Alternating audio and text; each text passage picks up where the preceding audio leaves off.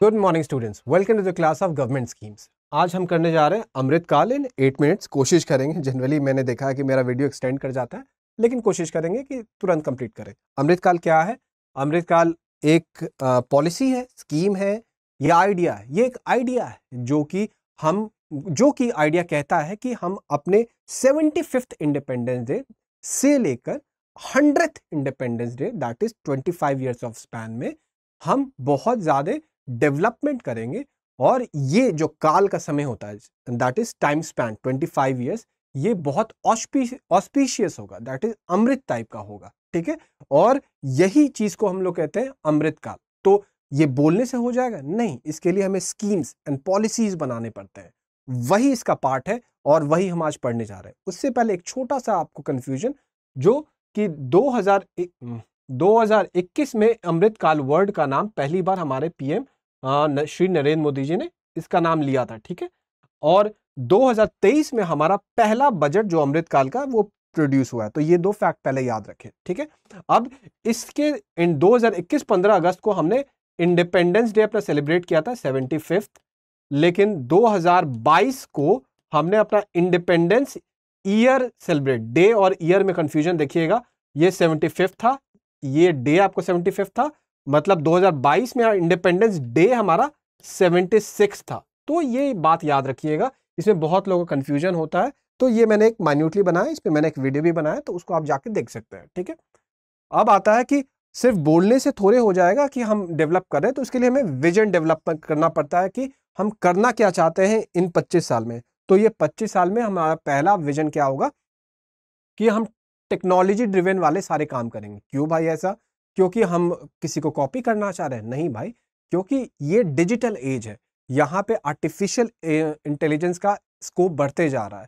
जो big data का जो आपको थ्रेट है, जो आपको यूज है, वो बढ़ते जा रहा है। तो अगर हम इसका इस्तेमाल ना करें तो हम आपको इकोनॉमिकली पीछे हो जाएंगे। तो इसीलिए ये इंपॉर्टेंट है। रोबस्ट फाइनेंशियल सेक्टर, इसका मतलब क्या है कि ये अगले 25 साल में हम कोशिश करेंगे कि हमारा एक्सचेंज रेट अच्छा हो, हमारा एनपीए मतलब नॉन परफॉर्मिंग एसेट कम हो, हमारी बैंक की जो स्थितियां हैं वो अच्छी हो, हम ये कोशिश करेंगे कि विलफुल डिफॉल्टर्स कम हो। तो ये जो इन्फ्लेशंस कम हो, ये आपको जो वाइड सेक्टर जो इकोनॉमी को चलाती है, जो इंडिकेटर होती है, वो इन जनरल अच्छी रहे। अगर नहीं रहेगी तो फिर इकोनॉमी को संभालने में हम ग्रोथ पे क्या टेंशन देंगे, इकोनॉमी को संभालने में लग जाएंगे। ठीक है, तो ये इंपॉर्टेंट है। फिर नॉलेज बेस, इसका मतलब क्या होता है कि आज भी क्या हम कोशिश करेंगे बस एग्रीकल्चर और मैन्युफैक्चरिंग को ग्रो करवाएं? नहीं, उससे नहीं चलेगा। क्योंकि आज हमारा जो नया सेक्टर आ रहा है वो आपको चिप इंडस्ट्री आ रहा है, वो आपको डिजिटल इंडस्ट्री आ रहा है। तो अगर हम अभी भी वो पुराने वाले सेक्टर को अगर ग्रो करवाना चाहेंगे तो वो हमारा ग्रोथ स्टंटेड हो जाएगा। इसीलिए हमें इंटेलेक्चुअल प्रॉपर्टी का यूज करना पड़ेगा, हमें नॉलेज से नया आपको प्रोडक्ट एंड सर्विसेज क्रिएट करना पड़ेगा। तभी हम आपको आगे, और खासकर आगे के 25 साल के समय में अपने आप को रेलेवेंटली आपको रेलेवेंस रख पाएंगे। ठीक है, तो ये इंपॉर्टेंट है, यहाँ पे याद रखिए। फिर स्ट्रॉन्ग पब्लिक फाइनेंस। अब डेवलपमेंट तो हो रही है, लेकिन गवर्नमेंट खासकर कब, जब हमारी इकोनॉमी एक मिक्स्ड इकोनॉमी है जहाँ पे गवर्नमेंट का एक काफी इंपॉर्टेंट रोल है। अब गवर्नमेंट का अगर बहुत इंपॉर्टेंट रोल है तो इवेंचुअली अगर गवर्नमेंट की फाइनेंस खराब हो जाएगी तो फिर गवर्नमेंट क्या डेवलपमेंट में अपना भागीदारी निभा पाएगी। ठीक है, तो इसीलिए आपको गवर्नमेंट का फाइनेंस इंपॉर्टेंट होना, मतलब कि उनका फिस्कल डेफिसिट कम हो, रेवेन्यू डेफिसिट कम हो, कैपिटल इन्वेस्टमेंट ज्यादा हो, आपको उनका आईसीओआर आपको कम हो, और फिर आपको गवर्नमेंट डेप्ट कम हो, टैक्स बेस जो है वो बढ़े, टैक्स रेट लिमिटेड रहे। तो ऐसे जो बहुत सारे ऐसे फॉरेन रिजर्व जो है वो बढ़े, तो ऐसे जो भी पैरामीटर्स है वो गवर्नमेंट की इंप्रूव हो। ठीक है, फिर अब विजन तो देख लिया हमने। अब विजन को जैसे वो होता है कि मैं आपको एसडीएम बनूंगा, लेकिन एसडीएम बनने के लिए मुझे कुछ बुक्स भी तो खरीदने पड़ेंगे, कुछ इकोनॉमिक एजेंडा, कुछ प्लान भी तो बनाना पड़ेगा। तो वो ये यहाँ पे बात आके करता है कि वो प्लान क्या है। ठीक है, कि ये अगले 25 साल में हम ऐसे इकोनॉमिकली क्या काम करना चाहेंगे जो इवेंचुअली हमें हेल्प करेगा। तो सबसे पहले हर सिटीजन को आपको मौका मिलना चाहिए, ये सबसे पहला बात, सबका साथ सबका विश्वास। लेकिन उसमें पर्टिकुलरली यूथ को मौका मिलना चाहिए। हमारा देश आपको यंग देश है, इसमें एवरेज एज आज भी आपको क्लोज टू 30 है, तो ये बहुत ही यूथफुल एज है। और आपको ये अगर डेमोग्राफिक डिविडेंड का हमने फायदा नहीं हुआ तो ये डिजास्टर में कन्वर्ट कर जाएगा। ठीक है, और यूथ के पास आपको पोटेंशियल होता है नए चीजों को सीखने का, कंपेयर टू आपको जो एजेड जनरेशन होती है। तो अब हम बात कर रहे थे पिछले में नॉलेज ड्रिवन एंड आपको टेक्नोलॉजी फोकस जो रहेगा, तो उसमें यूथ का रोल काफी इंपॉर्टेंट आ जाता है। ग्रोथ एंड जॉब, अब ग्रोथ सिर्फ अगर ऐसा हो कि कुछ लोगों की ग्रोथ हो रहे हो, सिर्फ इंडस्ट्रियलिस्ट ग्रो कर रहे हो, लेकिन आपको रूरल एरिया नहीं कर रहा हो या एग्रीकल्चरल सेक्टर नहीं कर रहा हो, सिर्फ अर्बन ग्रोथ हो रहा हो, पेरिफेरियल मतलब कि रूरल एरिया नहीं कर रहा हो, तो आपको हमारा ग्रोथ बैलेंस होना चाहिए और सब सेक्टर को इंक्लूड होना चाहिए, ठीक है। अब ग्रोथ तो हो रहा है लेकिन उसमें जॉब क्रिएट नहीं हो रहा। मान लीजिए सिर्फ चिप इंडस्ट्री को ग्रो करवा के हमने अपना जीडीपी तो बढ़ा दिया, लेकिन वो जॉब कितना देगा? तो फिर इवेंचुअली यूथ का बात हम कहां से कर रहे हैं? तो इवेंचुअली हमें वैसे सेक्टर पे भी ध्यान देना पड़ेगा जहां पे आपको इवेंचुअली जॉब होता है, जैसे कि टूरिज्म हो गया, जैसे कि लेदर इंडस्ट्री हो गया, जैसे कि टेक्सटाइल हो गया, कंस्ट्रक्शन सेक्टर हो गया। तो हमें जॉब को भी इंपॉर्टेंट देना है, क्योंकि हम यहाँ पे सिटीजन और यूथ को बोलते जा रहे हैं, तो सिर्फ हम जीडीपी बढ़ाने का, ग्रोथ का नहीं ध्यान रखेंगे, ऐसे जीडीपी बढ़ाएंगे जिसमें कि आपको सबका भागीदारी हो। ये क्या है? ये जो हमने पिछले स्लाइड में बात किया कि इवेंचुअली हमारा इन्फ्लेशन अच्छा हो, हमारा बैंक सही कंडीशन में हो, फॉरेन रिजर्व अच्छा हो, आपको जो भी हमारा फाइनेंशियल इंडिकेटर्स होता है वो एकदम रिस्पेक्टेबल कंडीशन में हो, ताकि हम ग्रोथ पे ध्यान रख पाए, ना कि हम आपको एक रिमेडियल पॉलिसी में फंसे रह जाए कि हमें तो अभी अपना इकोनॉमिक सिस्टम संभालना है, तो अभी इस पे क्या दे, ठीक है ध्यान।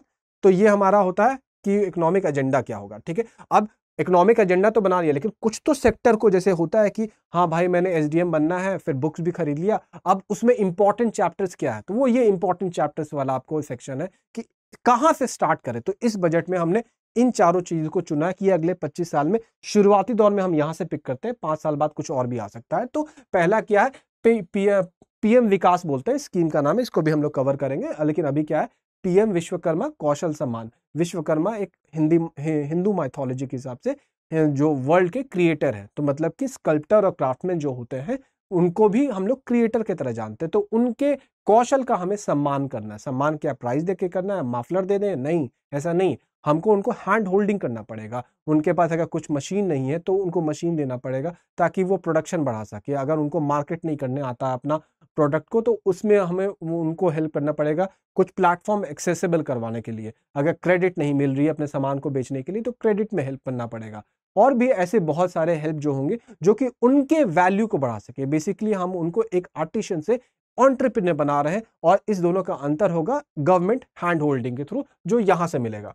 टूरिज्म प्रमोशन मोशन, हमारे देश में कोस्ट लाइन है, पहाड़ है, बर्फ है, रेगिस्तान है, ट्राइब्स है, जंगल है, हॉटस्पॉट्स है, जानवर है, अनेकों अपॉर्चुनिटीज है हमारे देश में टूरिज्म का। उस पर से टूरिज्म जो होता है वो आपको इंटेंसिव होता है, मतलब कि आपको यहाँ पे ह्यूमन लेबर का रिक्वायरमेंट बहुत हैवी होता है। तो हमारा जो रिक्वायरमेंट है कि जॉब भी सबको मिले और डेवलपमेंट भी करे, तो वो इस पॉइंट से हमारा प्रूव होता है।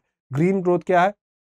आप हमारा ग्रोथ अगर सस्टेनेबल नहीं रहा, तो इवेंचुअली ऐसे ग्रोथ का कोई मतलब नहीं होता, वो डेवलपमेंट में कभी कन्वर्ट नहीं हो पाएगा, क्योंकि फिर आपको जो नेगेटिव एक्सटर्नलिटीज होती हैं ये बहुत ज़्यादा हो जाएगी। तो हम इसके लिए ऑलरेडी बहुत सारे प्रोमिसेस कर चुके हैं। जैसे मान लीजिए हमारा एसडीजी गोल है, हमने आपको पंचामृत दिया है, हमें नेट जीरो आपको 2070 में अटेन करना है। तो इसके लिए हमने ऑलरेडी बहुत सारे प्रोग्राम कैरी फॉरवर्ड कर रहे हैं। लेकिन जैसे इस आपको बजट में कुछ मेंशन किए गए हैं स्कीम, जैसे पीएम प्रणाम, गोवर्धन, ये सब हम अलग से कवर करेंगे, लेकिन अभी उस पर यूज होगा तो ये स्लाइड बड़ा हो जाएगा, तो उसके लिए थोड़ा पेशेंस रखिए। मिस्टी, जैसे मिस्टी आपको मैंग्रोव के लिए होता है, तो ये सारे चीज आपको, गोवर्धन आपको वेस्ट टू एनर्जी के लिए, वैसे ही आपको अलग अलग जो स्कीम्स है वो इसमें कवर किए गए हैं, ताकि दिखा सके वो पॉलिसी, वो आपको टेक्नोलॉजी, वो स्कीम्स जो कि सस्टेनेबल इकोनॉमी को ग्रो करने में हेल्प करवाए। इकोनॉमिक अगर हमारी 50% ऑफ द पॉपुलेशन अगर इस भागीदारी में डेवलपमेंट के ना कर पाए,